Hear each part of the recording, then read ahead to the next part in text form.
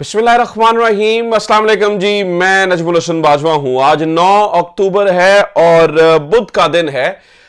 इस वक्त सबसे बड़ी खबर यह है कि दोनों जानिब से अपनी आखिरी कोशिशें हो रही हैं। इस वक्त जो फैसला साज हैं और जो फैसले की राह में रुकावट है, ये दो बड़े ग्रुप हैं। एक फैसला साज है और एक फैसला साजों ने जो फैसला कर रखा है उसकी राह में रुकावट है। दोनों इस वक्त बड़े बड़े हाथी हैं, दोनों के पास ताकत है, लेकिन इस वक्त सबसे अहम तरीन अपडेट यह है कि दोनों की जानिब से आखिरी कोशिश का फैसला हो चुका है। गो के फैसला साजों को बहुत से अहम मामलात में अब तक की मालूमात के मुताबिक, जिसके बारे में हम आपको रोज बरोज बता रहे हैं, बहुत सारे अहम मामलात में कामयाबी नहीं मिली है। इसे शिकस्त भी कह सकते हैं, किसी हद तक एक शिकस्त भी मिली है, लेकिन फिर भी एक आखिरी कोशिश करने का फैसला कर लिया गया है। ऐसे में जब खुलाकर कह दिया गया कि जस्टिस मंसूर अली शाह साहब जो हैं वो कैपेबल नहीं है, यानी कि वो अपने जजेस को कंट्रोल कर सके, और यह कहा गया कि जस्टिस यानी कि मुख्तलिफ प्रोग्राम्स के अंदर बैठकर कि जस्टिस मंसूर अली शाह साहब जो हैं वो इलेक्शन ऑडिट ना कहीं पर करवा दें, और ये वो बहुत सारी उनके खिलाफ प्रोपेगेंडा हुआ। ये भी मतलब माड़ा ये भी कहते हैं नहीं उनका नोटिफिकेशन आ जाएगा, हम उनकी बहुत इज्जत करते हैं, और माड़ा ये भी कहते हैं कि नहीं वो तो कंट्रोल नहीं कर सकते हैं। और अमीनुद्दीन खान साहब का नाम आ रहा है, क्योंकि काजी फायज ईसा साहब की तो गेम फिनिश हो चुकी है। अमीनुद्दीन खान साहब का नाम आ रहा है कि एक मोस्ट जूनियर जज को उठाकर इनके सब के ऊपर बैठा दिया जाए, यानी जस्टिस मंसूर अली शाह साहब को या अपना मुनीब अख्तर को या अफरीदी को, सबको इग्नोर करके अमीनुद्दीन खान को ऊपर बैठाने की कोशिश की जा रही है। तो एक जानिब से आखिरी कोशिश ये हो रही है, दूसरी जानिब जो कौम जानना चाहती है, जो सवाल सबसे अहम है, वो ये है कि जस्टिस मंसूर अली शाह साहब क्या कर रहे हैं, जिनके लिए कौम निकली हुई है, सड़कों के ऊपर बाहर हैं, वो क्या कर रहे हैं। तो अब उनके बारे में पहली बार दूसरी तरफ से इंफॉर्मेशन आ चुकी है कि जस्टिस मंसूर अली शाह साहब क्या कर रहे हैं। उनका यानी कि वो फैसला रोकने वाले ग्रुप में है ना, तो उनका क्या लाहे अमल है। तो पहली बार यह पता चला है कि 8 से 10 जजेस की बार मीटिंग्स हुई हैं और वो हाथ पर हाथ धर के नहीं बैठे हैं, वो फैसले के मूड में है, और वो बिल्कुल किसी चीज के ऊपर चुप करके नहीं बैठेंगे, ना इस्तीफे देके घर जाएंगे। वो बहुत बड़ी तैयारी के साथ बैठे हैं। वो क्या तैयारी कर रहे हैं, क्या उनके पास मुमकिन ऑप्शंस हैं, इसके ऊपर बात करेंगे, और वहां पर क्या सोचा जा रहा है और वो क्या क्या काम कर सकते हैं, इसके ऊपर हम जनाब तफसीलन बात करेंगे। आज सबसे अहम तरीन मौजू यह है। इसके अलावा जो जनरल कह रहा हूं, जस्टिस आमिर फारूक साहब की अदालत से, वैसे बहुत सारे लोग तो हो सकता है मेरी इस बात से इत्तफाक करें जनरल आमिर फारूक साहब की, खैर बहरहाल जस्टिस आमिर फारूक साहब की अदालत से कुछ फैसले हुए हैं, खासतौर पर इंतजार पंजोथा के मामले के ऊपर भी और केपीके हाउस की मामले के ऊपर भी, उसके ऊपर भी बात करेंगे। लेकिन इंपॉर्टेंट तरीन नाज़रीन, सबसे अहम तरीन मामला जो कि पिछली वीडियो में मैंने डिस्कस किया, इस मामले को बहुत सारे लोग बहुत बड़ा नहीं बना के पेश कर रहे हैं, सोशल मीडिया पर भी इसकी इतनी कवरेज नहीं है, बहुत सारे लोग इसके ऊपर खामोश हैं, लेकिन खैबर के अंदर हालात जो है वो बिगड़ते चले जा रहे हैं, और इसका सारा मलबा मैं आपको बता रहा हूँ पीटीआई गवर्नमेंट पे पड़ सकता है। गो के इससे पहले जो है ना वो पीटीआई के लोग ये कह चुके हैं कि नहीं ये बिल्कुल गलत है, बल्कि सलमान अकरम राजा साहब ने ये तक कह दिया है कि जी हम इनके लिए जो है ना वो कानूनी असिस्टेंस भी देंगे। लेकिन जो अभी हुआ है, अब से कुछ देर पहले की इत्तला है, वीडियो लोगों ने लाइव वीडियो करके भेजी हैं, सोशल मीडिया के ऊपर पड़ी हैं। क्या करें, आप आंखें बंद नहीं कर सकते, आपको रिपोर्ट करना पड़ता है, हमारी जिम्मेदारी है, बताना तो पड़ेगा कि रिपोर्टिंग करनी पड़ेगी कि वहां पर क्या हो रहा है। तो अभी पता चला है कि जनाब वहां पर फायरिंग हुई है, जिनसे काफी लोग जो है वो जख्मी हुए हैं। उन जख्मियों को उठा के ले जाने की जो है वो तस्वीरें और फुटेजेस तक मौजूद हैं। 2-3 लोगों के जाँ बहक होने की भी इत्तलात हैं, उनकी तस्वीरें आई हैं, लेकिन आज़ाद ज़राए से उनकी तस्दीक नहीं हो सकी है। तस्दीक होगी तो वो भी मैं आपके सामने रखूंगा, लेकिन ये बात दुरुस्त है कि वहाँ पर हालात कुछ अच्छे नहीं हैं, बेहतर नहीं हैं। और दूसरी तरफ जो मंजूर पश्तीन वगैरह हैं, उनके जो बयानात आ रहे हैं, जो वो जवाबात दे रहे हैं, जो खुलकर वो बात कर रहे हैं, वो भी थोड़ी खौफनाक है।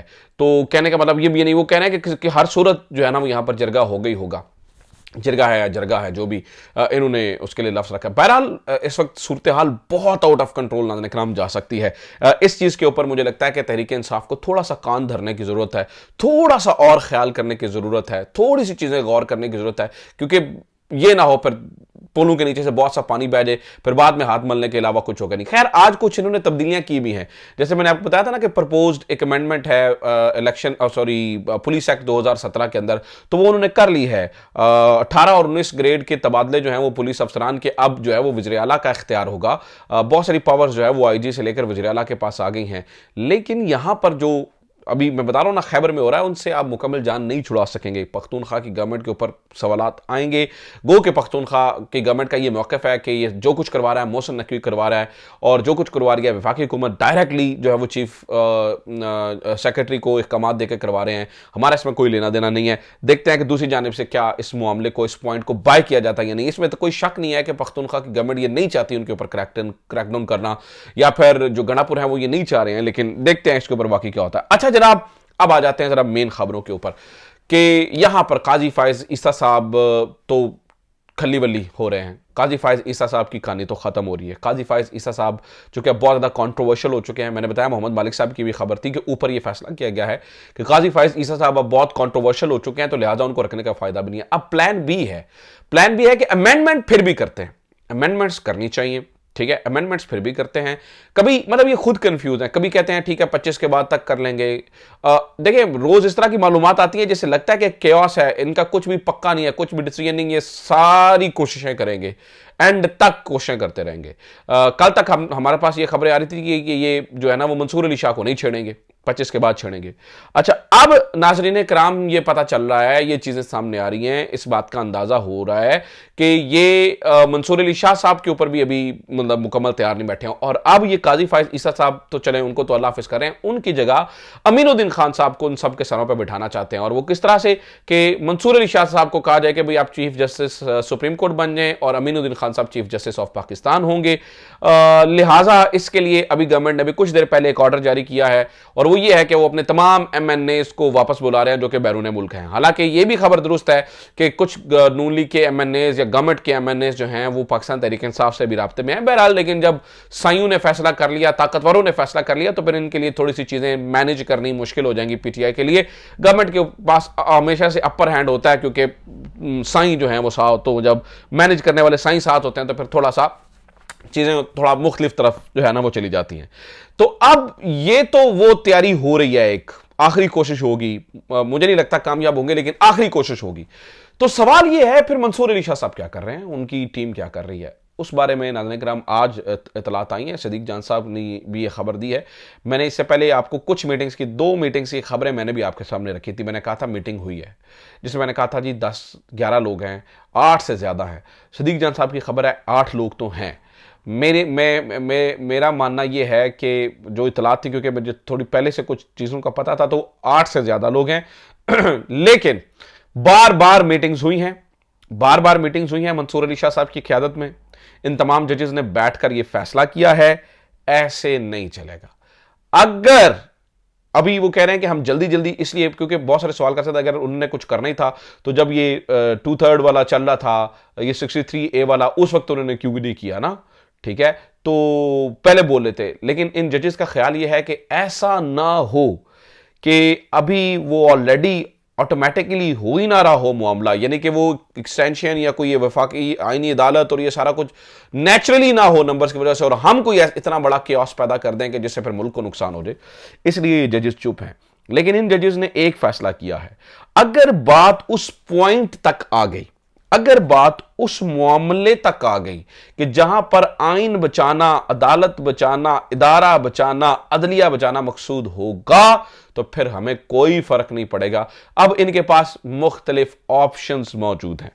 फुल कोर्ट में जा सकते हैं, प्रेस कॉन्फ्रेंस कर सकते हैं, इस्तीफे भी एक ऑप्शन है, जो कि मुझे लगता है कि इस्तीफे तो इतने कारगर ऑप्शन नहीं होते हैं। लेकिन अगर देखें ना, अगर इतनी बड़ी तादाद के अंदर इस्तीफे आ जाएं, जैसे कि सलाह भी आ जाए इस्तीफों का, बारिश ही हो जाए इस्तीफों की, तो फिर वो भी मैटर करते होते हैं। लेकिन मुझे लगता है कि इस केस के अंदर कुछ इस्तीफे बहुत बड़ा ऑप्शन नहीं होंगे। मुझे लगता है कि जजेस मुजाहमत की तरफ जाएंगे, सरेंडर नहीं करेंगे, मुजाहमत की तरफ जाएंगे, और वो विद इन द इंस्टीट्यूशन मुजाहमत करेंगे। और बताया ना मैंने, फुल कोर्ट और ये सारी चीज़ें, और फिर बेंच, और ये बहुत सारी चीज़ें हो सकती हैं जो कि इनके पास ऑप्शंस हैं। लेकिन ये आखिरी हद तक है। जब आइन बचाने की बात आ जाएगी, फिर ये अमीनुद्दीन खान साहब को वफाकी आइनी अदालत का नहीं बनने देंगे।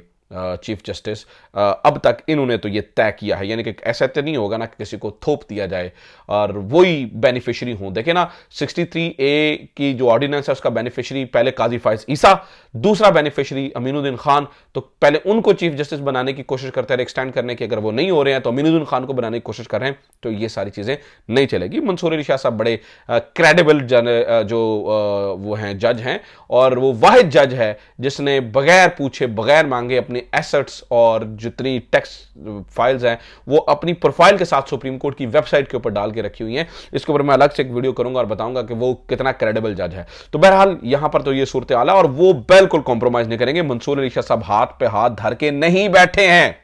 और इसके साथ नाज़रीन किराम ये भी आपने जहन में रखना है कि बलूचिस्तान से दरखास्तें आ चुकी हैं। इस जो आईनी तरमीम आ रही है पेशावर हाई कोर्ट में जमा हो चुकी है, बलूचिस्तान से सुप्रीम कोर्ट में आ चुकी है, बलूचिस्तान कोर्ट में भी है, सुप्रीम कोर्ट के अंदर दरखास्तें आ चुकी हैं। तो ऐसा नहीं है कि वकला नहीं है साथ, जो यंग वकला हैं वो भी बड़ा जो है ना वो डेलिबरेटली इस मामले को जो है ना वो देख रहे हैं और वो इस मामले पे खामोश नहीं बैठने वाले हैं। अच्छा, अब आ जाते हैं जल्दी जल्दी से जस्टिस आमिर फारूक साहब की अदालत से। खास तौर पर उन्होंने आज इमरान खान के जो वकील हैं इंतजार पंजोथा साहब, उनकी मामले पे कहा, उन्होंने कहा जी कब तक, उन्होंने कहा देख लेते हैं इस मामले को, जो है ना वो आप एक कोर्ट से उस थाने से भी रब्ता करें, इस मामले को देख लेते हैं। ऐसे ही तिफल तसलियां देते हैं वो, बड़ा उन्हें जैसे लग रहा था कि जैसे कि इंतजार पंजोथा पे कुछ कर डालेंगे, लेकिन उन्होंने कहा देख लेते हैं इस मामले को, ऐसे नहीं जाने देंगे, ठीक है। और उन्होंने कहा आप करें कार्रवाई करें, हम इस पे हैं। अब इंतजार पंजोथा साहब नाज़रीन किराम बहुत इंपॉर्टेंट आदमी है। इंतजार पंजोथा वो आदमी है, इंतजार पंजोथा वो आदमी है कि जो इमरान खान से, इमरान रियाज ने ये बताया, इस बारे में ट्वीट किया है कि जो इमरान खान से आखिरी मिलके आने वाला बंदा है, आखिरी मिलके आने वाला बंदा इंतजार पंजोथा है। और इंतजार पंजोथा ने क्या किया, इंतजार पंजोथा ने ही ये पैगाम दिया था कि इमरान खान ये कह रहा है कि एहतजाज जारी रखना है, लिहाजा आखिरी मुलाकात के अंदर इमरान खान ने क्या बातें की, क्या मामलात हुए, वो इंतजार को पंजोथा को पता है। और इंतजार पंजोथा की ये गुमशुदगी वाला जो मामला है, नईम हैदर पंजोथा जो उनके भाई हैं, उन्होंने इस बात की तस्दीक भी कर ली है कि इंतजार पंजोथा को वाकई उठाया गया है। अच्छा, आज जस्टिस आमिर फारूक साहब के मामले के ऊपर जो है वो जो केपी हाउस सील हुआ है उसके ऊपर भी उन्होंने जो है ना वो समात की है, और उन्होंने कहा जी मैं इसके ऊपर जो है ना वो ऑर्डर पास करूंगा, ये ठीक नहीं है। उन्होंने कहा जी मैं इस आपके पास तो ये 33 साल की लीज के लिए पर था और ये एक्सटेंड भी हो सकता था, उन्होंने कहा जी मैं इसके ऊपर जो है ना वो ऑर्डर पास करूंगा। तो ये आज उनकी अदालत से 2-3 जो है ना वो खबरें हैं और चीज़ें हैं। बहरहाल मैं आपको ये भी बता दूं कि फवाद चौधरी साहब, जैसे कि मैंने पहले बताया कि वो बार बार इस मामले को कह रहे हैं कि अगर कुछ गड़बड़ हुई तो बहुत, वो तो 17 जजेस का कह रहे हैं इस्तीफा देंगे, आज भी उन्होंने इस बात को रिपीट किया है, 17 जज इस्तीफा देने के लिए तैयार बैठे हैं। तो ये अब तक की खबरें हैं। उम्मीद करता हूँ ये वीडियो आपके लिए इन्फॉर्मेटिव रही होगी। अपना ख्याल रखिए। खुदा हाफिज़। पाकिस्तान जिंदाबाद।